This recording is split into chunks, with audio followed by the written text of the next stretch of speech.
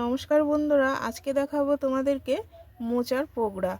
প্রথমে আমি মোচাটাকে কেটে নিয়েছি, এবার এটা মাখাবো।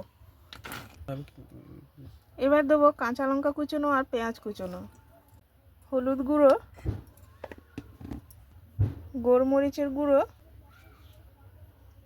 সামান্য একটু আদা বাটা আর রসুন বাটা, দিয়ে দেবো স্বাদ মতো লবণ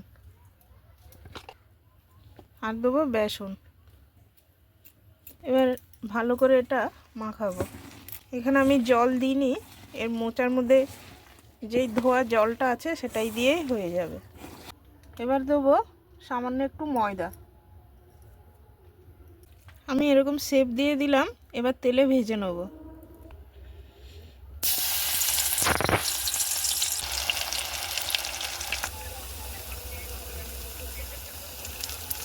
এক পাশ হয়ে গেছে বন্ধুরা, ওপাশ উল্টিয়ে দেবো।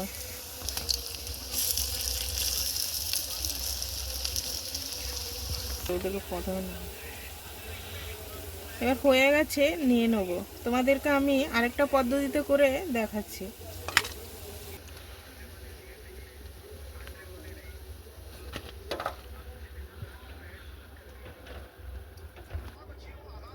এবার দেখাবো বিস্কুটের গুঁড়ো লাগাবো। এবার আমি এগুলোতে বিস্কুটের গুঁড়ো লাগাবো।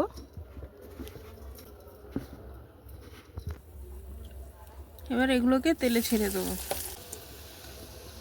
এবার এগুলো এক পাশে হয়ে গেছে, উল্টিয়ে দেবো।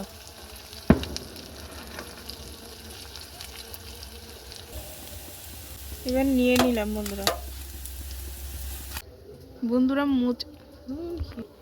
বন্ধুরা মোচার পকোড়া রেডি। সন্ধ্যাবেলায় যদি চায়ের সঙ্গে এরকম গরম গরম পকোড়া থাকে, সাথে যদি থাকে চা, তাহলে সন্ধ্যাটা ভালোভাবে জমে যায়। দিয়ে দিলাম চাট মশলা। তোমরাও গরম গরম এরকম বাড়িতে করে খেয়ে দেখবে এবং কমেন্টে জানাবে কেমন হয়েছে। সবাইকে টাটা, বাই বাই।